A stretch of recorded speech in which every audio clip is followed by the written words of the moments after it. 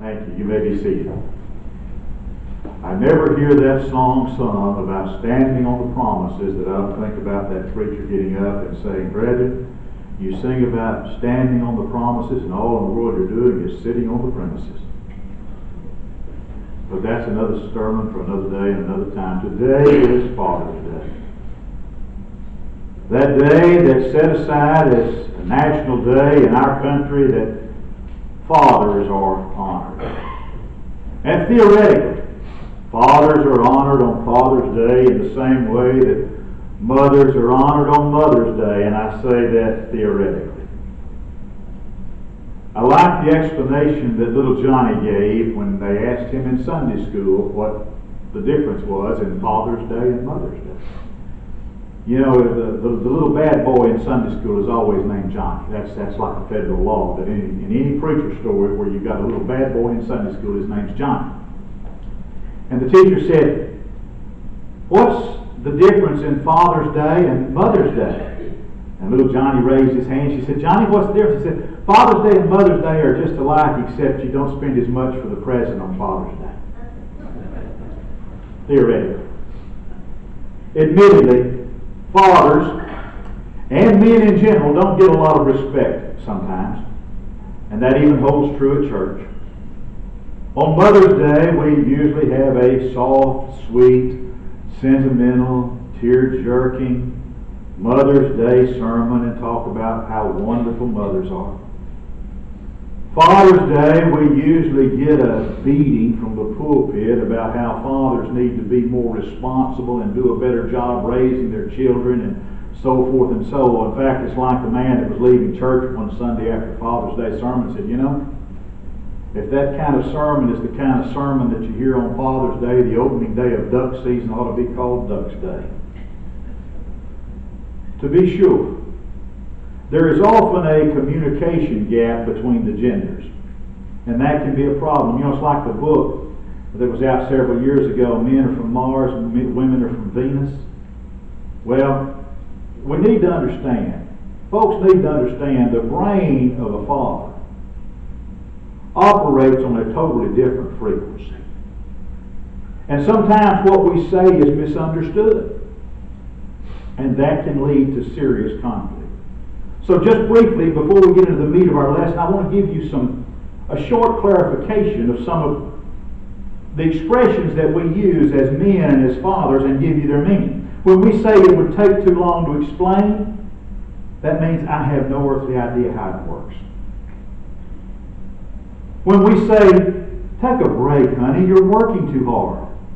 Translation, "I can't hear the game over the vacuum cleaner." When we say, well, dear, that's interesting," that means, "Are you still talking?" When we say, "It's a guy thing," you know what that means? There is no rational thought pattern connected with this, and you have no chance at all of ever making it logical. When we say, "Honey, could I help with dinner?" that translates to, "Why isn't dinner ready yet?" When we say, honey, or "Sure, dear," or "Yes, dear," it means nothing. It's just a conditioned response. When we say, "You know how bad my memory is," that means I can remember the theme song to Hogan's Heroes. I can remember the phone number of the first girl that I ever kissed. I can read to you, I can tell you from memory the vehicle identification number of every car I've ever owned, but yes, I forgot our anniversary. When we say, "I heard you," that means I haven't the foggiest clue what you just said. And I'm hoping desperately I can fake it well enough that you'll not spend the next 3 days yelling at me. When we say, "Honey, you know I could never love anyone else," that means I'm used to the way you yell at me and I realize it could be worse. When we say, "I don't remember saying that," that means anything that I have said or may have said 6 months ago is inadmissible in any argument. In fact, all past comments become null and void after 7 days. And when we say, that's not what I meant, that means if something I said can be interpreted 2 ways, and one of those makes you sad or angry, I meant the other one. Now what I want to do is, I don't want to make this a bad day for fathers this morning. Actually, I'm somewhat partial to fathers. I really, for the most part, think they're pretty good people. So I want to look at some positive aspects of fatherhood. I want us to look at a very familiar story that comes from the Bible. It's the story of a wayward son and a good father. In fact, it's the story of a perfect father. Because you see, as Jesus tells the story, he's picturing our Father that is in heaven, God. The father in the story that's recorded in Luke chapter 15 was quite well-to-do. He was, as we would say in our day and time, comfortably fixed. He had an estate. He had an inheritance for his sons. And the inheritance was large enough that the son could enjoy an extravagant lifestyle for a time. And the father also had enough money that when the son came home, he could put a ring on his finger. He could kill the fatted calf. He could have a great big party and hire musicians. So we know that this father in Luke chapter 15 was a man of means. Now we've always recognized something, and that is that providing for a family, that's part of the job of every father. Paul would write in 1 Timothy chapter 5 and verse 8, "But if any provide not for his own, and especially those of his own house, he's denied the faith, and he's worse than an infidel." According to the most recent statistics I've been able to accumulate, by the time you raise a child from birth until they graduate from college, you'll spend somewhere in the neighborhood of $300,000 per child. That's the cost of a small yacht. It would buy a really nice McMansion in some of our suburbs in our major cities. It would also buy you about 6 Mercedes-Benz automobiles. That's the reason that folks talk about Dad. Dad's the guy with a wallet full of pictures where there used to be money. This father in our story provided for the basic needs of his family. And he was also a father that was generous beyond what was reasonable. Look at Luke chapter 15 and verses 11 and 12 and then down to verse 15. A certain man had 2 sons. And the younger of them said to his father, "Father, give me the portion of the inheritance of the goods that fall to me." And he divided unto them his living. And that's what he did.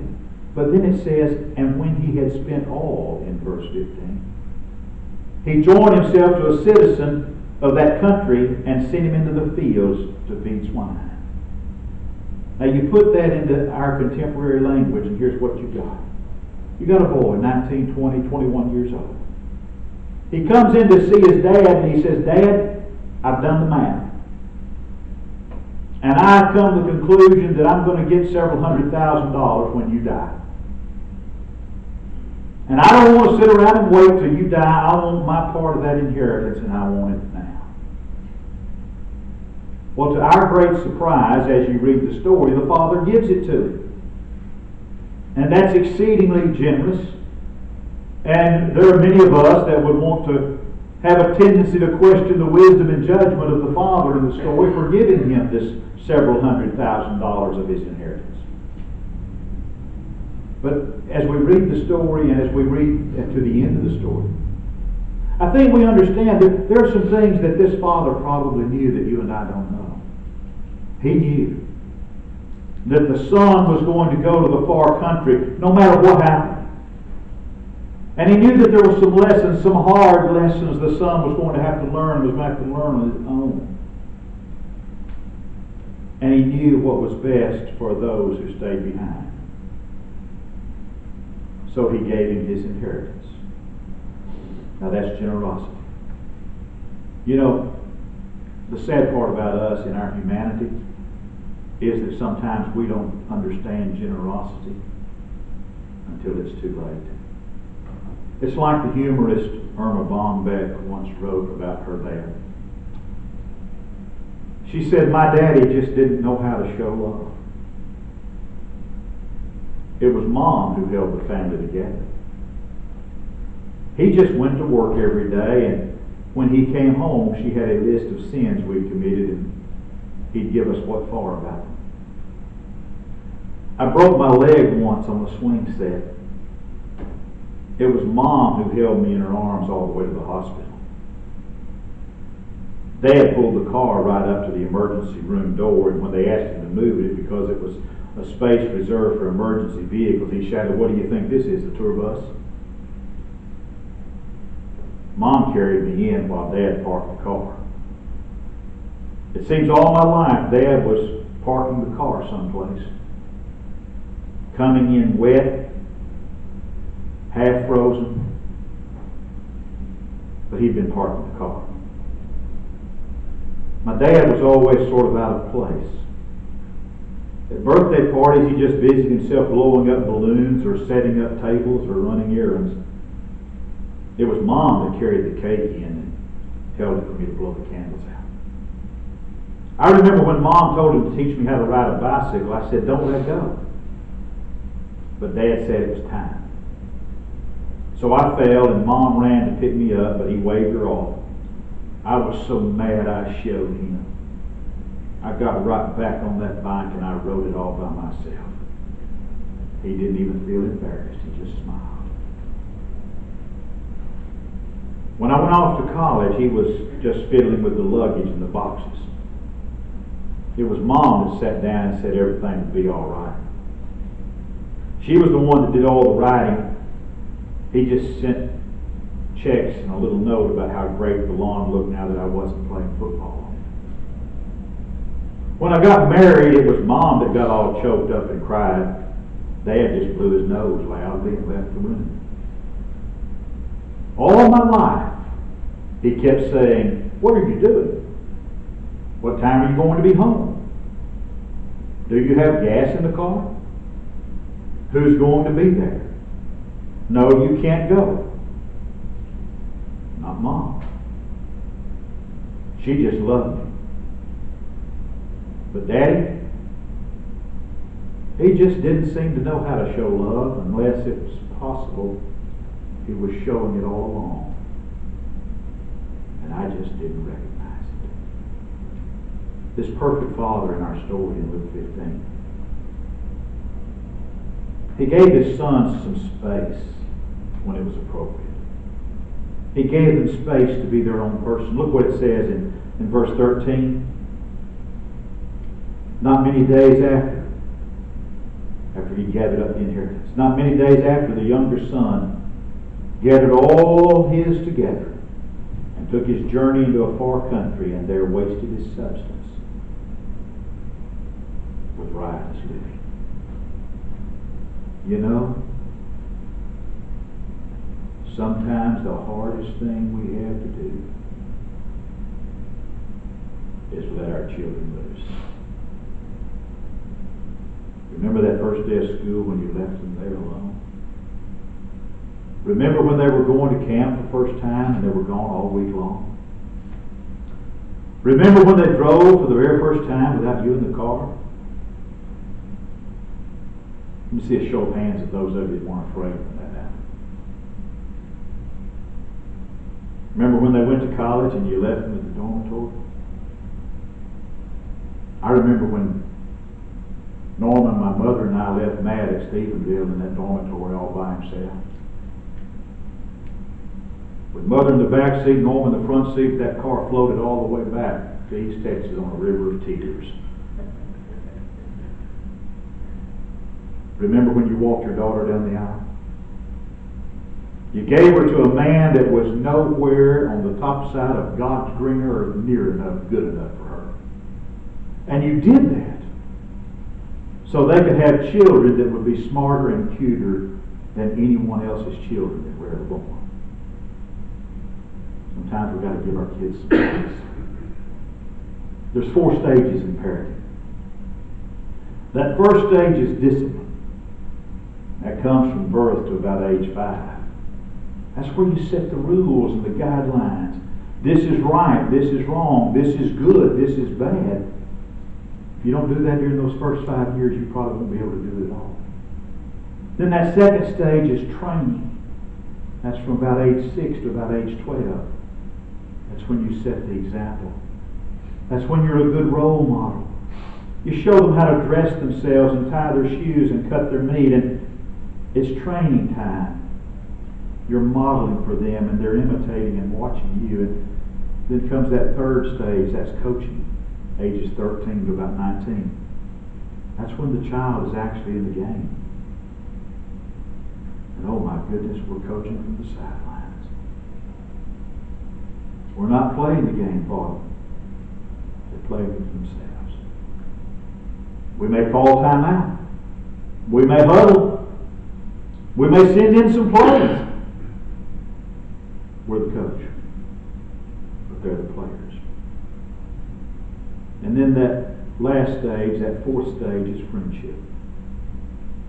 Starts at about 20 and goes to the rest of your life. And you just become good friends. You walk together and you talk together. You remember together and you laugh together. You've turned them loose. You've created them. You've turned them loose to be what God created them to be. If you have a father, or had a father, and I did, who was wise enough to turn you loose and let you become the person God created you to be, thank God for it. But this father in our story was something else. He was willing to forgive a very serious offense. In verse 14, when this boy had spent all, there arose a mighty famine in that land, and he began to be in want. This boy had grown up in the very lap of luxury. He had always had everything he wanted, everything he needed, and now for the first time in his life he was in need. Always before, the Father had provided for him, and now he's homeless, and he's hungry, and he's cold. Being in need is a new experience for him. Verse 15 says that he joined himself to a citizen of that country who sent him to the fields to feed swine. That's about the lowest job you can get on a farm. That's ground zero. Slopping the hogs. And to a young Jewish boy, that is the lowest task imaginable. And Jesus is telling this story so we'll know that this boy has gone from the lap of luxury, from the highest of highs to the lowest of lows. Verse 16 and 17, he would have filled his belly with the husk that the swine did eat, and no man gave unto him. And he came to himself, and he said, how many hired servants of my father's have bread enough and to spare, and I perish with hunger. Verses 16 and 17, that's when, like the cartoons, the light bulb goes on in the boy's brain. He goes, duh. This doesn't make sense. I left home because I thought Dad's rules were too strict. I didn't like it there. I thought living on my own was going to be just so much better. And here I am, hungry, slopping hogs. It just doesn't get any worse than that, folks. And he says, duh, this is stupid. I need to do something a little different. So in verse 18 and 19, I will arise and go to my father. And I will say unto him, Father, I've sinned against heaven and before thee. I'm no more worthy to be called thy son. Listen to it. Make me as one of thy hired servants. Notice that word make in there, because there is a big difference. Before his experience in the pig pen, He was saying, give me. Give me what's mine. Give me my inheritance. Give it to me now. Now he's ready to go back home and say, Dad, make me.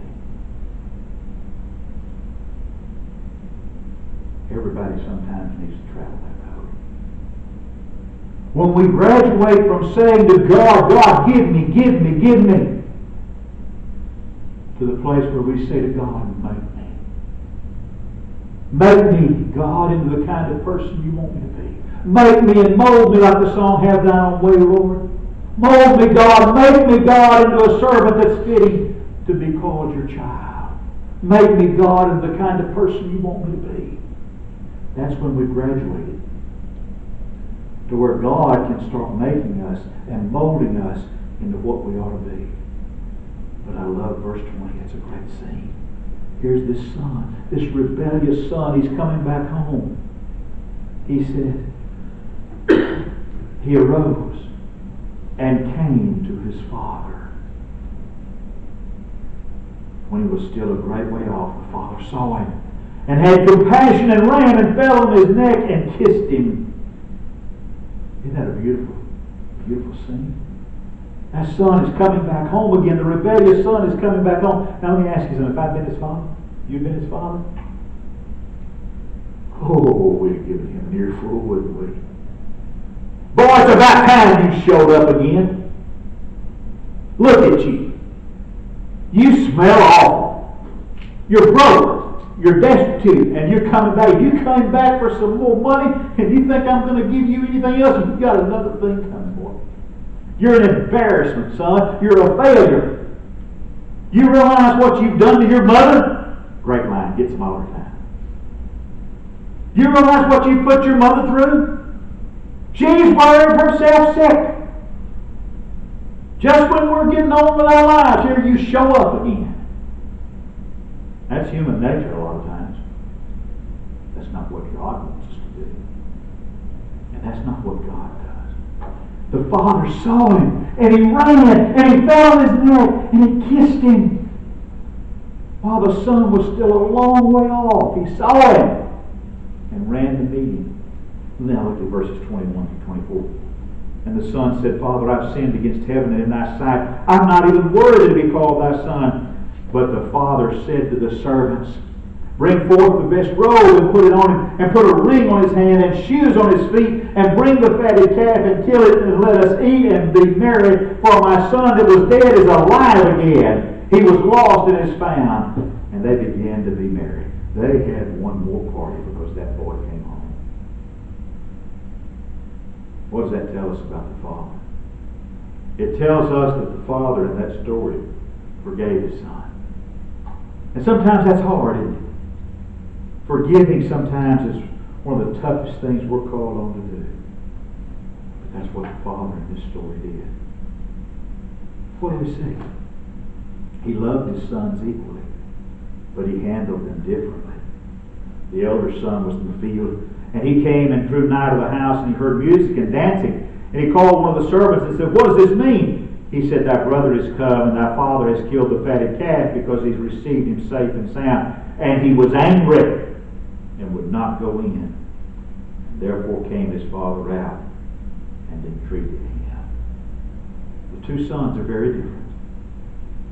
One spends his substance in riotous living in the far country. The other one stays at home and does the everyday tasks. One has a wild streak in him and goes to the far country. They're very different boys. They couldn't be handled the same way. Then in verse 29, he said, the boy said to his father, All these many years I've served you, neither transgressed thou your commandments, and yet you never even gave me a kid to make merry with my friends. But as soon as this thy son was come, which hath devoured thy living with harlots, you've killed for him the fatted calf. The father said, Son, thou art ever with me, and all that I have is thine. We may not always handle our children the same way, but we love them equally. The father in that story represents God. when you and I are in the far country, God ever stands ready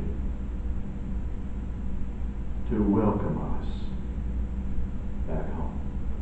God ever stands ready with open arms, looking down that road, wanting us to come back to Him. I don't know what's going on in your life this morning. Maybe you've never even come to God. Maybe you've never even come to Christ in simple trusting faith. You've never repented of everything that's sin in your life, confessed His name, and been buried in the waters of baptism for sins, past sins, remission of past sins. And you need to do that. And make Jesus Christ the Lord and Master of your life. Or maybe like the son in our story, you've gone down that road.